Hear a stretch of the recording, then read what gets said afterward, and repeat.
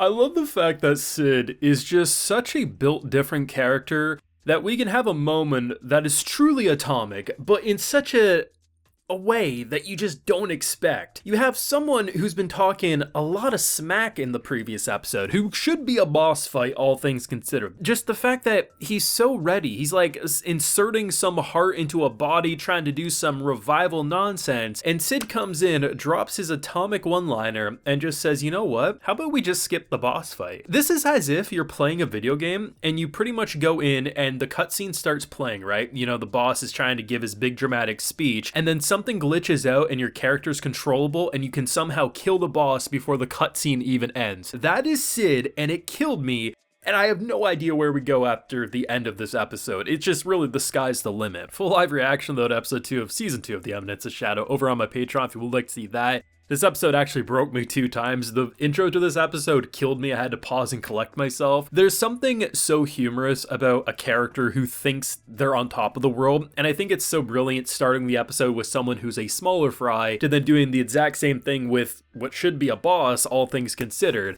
We had the mini boss and then we had the normal boss, and both of them got absolutely humiliated. So just the idea that you have all these ghouls and they're doing all these things, and we have Sid and 2 others. Basically, I thought we were going to have a big throwdown between them, but then very quickly, nothing really happened. And this man starts the episode off with his backstory about how, look at how intense he is. Look at how he's pretty much trying to get the viewers and everyone in the show to call him daddy.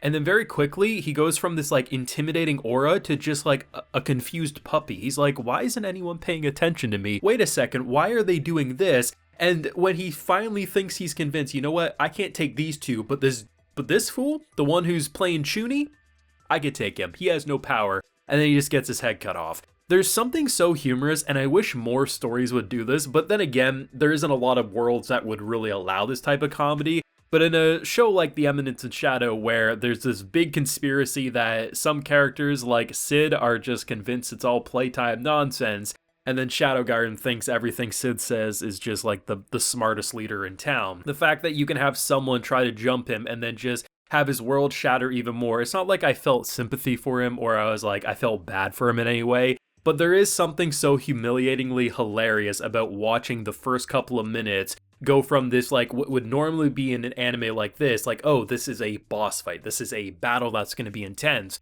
Here's his intense backstory of why he's a badass, and then Sid makes him look like he's made out of literal string, and it's so good. And the fact that that sets the stage for Sid to go atomic near the end of the episode with him just popping up like that was just the cherry on top. This arc is completely unpredictable. I have no idea what they're gonna do in terms of an aesthetic. I really like it because of the vampire twist. I mean, when you look at Mary's backstory, which is actually pretty sad, all things considered, I mean, the idea of what the vampires did, you have this very, it almost looks like ancient Greece, ancient Rome type like architecture, and then in present day, it just looks like destroyed ruins and rubble. Like you wouldn't ever think it looked beautiful at any point in time. I love the idea just with her and Claire. It's such a fun duo because not only do you get the sexy vampire kiss, you at the same time just have this very interesting back and forth where like you'll have this like intense backstory of like what happened to her, why she's a vampire, like her mission and everything. And then Claire will just drop some nonsense with her brother, and it's just like the misunderstandings in this show are so good. But I like what they did when going up against Juggernaut, because Juggernaut, he's built different. I mean, yeah, he has a giant blade that makes it feel like he's the perfect Soulsborne player, but at the same time, he just is punching through the hearts, because as it's established, like it's not even just like you need wooden stakes or something to kill the vampires. No, you can just, if you destroy the heart, it is. We go from these two, like, okay, we cut off a head and then we stab a heart, and then in comes Juggernaut, just punches through the chest, and then busts up Claire's face, like she's gonna be feeling that in the morning. And they like skewer Mary to the point of like arms gone, half of her one side's gone, I think a leg was gone too. And what do? Well, we get the vampire kiss of Yuri Wet Dreams, and then she just powers up and just goes absolutely ballistic. And it was really cool because not only was it just like badass to see her like power up in that way, you also get the flusteredness of Claire being like, you know, it wasn't too bad actually, but you know what, I don't like it. It's just like, it was funny, it was cute, it was just ridiculous. And I think that's what I really like about this episode, is that as much as I loved the return last week, there's something so much better about episode 2. There's some great humor, there's some insanely fun action, but at the same time, it just felt like for Sid having like, what, less than 20 words spoke in this episode, I mean, the most he speaks, I think, is when he goes into the treasure room and he collects his reward. He's talking about, like, what is the best thing to take, like, what is the most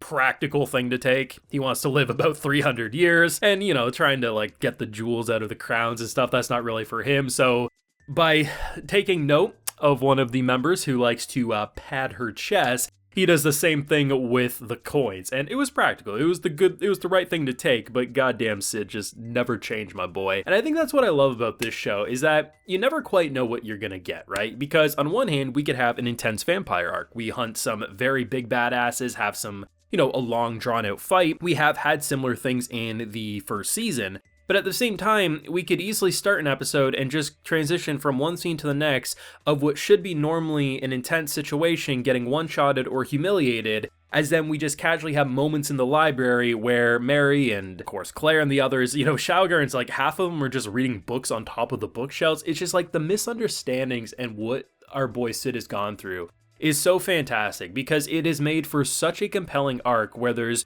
these misunderstandings, uncovering legit conspiracies, and at the end of the day, you know, all of this money and everything that he's doing things for is all for his chuny wet dreams, and I wouldn't have Eminence and Shadow be anything other than that. Like, this was legitimately some of the hardest I've laughed in Eminence and Shadow. Now, personally, it's just like a type of humor that just clicked with me with how people who should normally be in a show like this, intense, just get completely humiliated. We had a legitimately interesting vampire story about a queen who was quite selfless, and unfortunately when the blood moon rises, I mean, unfortunately there was nothing that she could really do. She lost herself and all that progress was left for nothing. But it was nice. I mean, like, the vampires were hunted. They were like, I mean, vampires probably deserved it given, you know, what they were doing to humans, but, you know, there's always good apples mixed in with the bad, and the idea of just, you know, giving up the blood, being so, like, just selfless, and just how the vampires started to be able to go into the light and stuff, but unfortunately for the queen, she couldn't. There was an interesting narrative there, and I think what I said last week was that I was really excited about Claire and Mary's dynamic, and that definitely was one of the biggest highlights of this episode, not just because of the kiss, but just because I think there's such an interesting pairing between the mixture of misunderstandings towards Sid, but then also there's a legit interesting story going on with the vampire queen. And I mean, Buddy, who got blown apart, very well could come out next episode and still try to fight, but at the same time, I mean, Atomic Sid, whether he goes full on atomic, he teases you with atomic, or he just makes himself feel like he's atomic, no matter what, characters are getting blown apart one way or another. I think that's what we all love. Now, I expect a lot of people had fun this week, but let me know what you're feeling of this week's episode of Eminence and Shadow down below. Leave a like if you enjoyed, subscribe if you're new around here, of course ring that bell so you get notified when I upload more videos to the channel, and like I mentioned, we have a full live reaction to today's wonderful episode over on my Patreon, and hey, while you're there, you also get a video shout out. So today we have SW Magrim,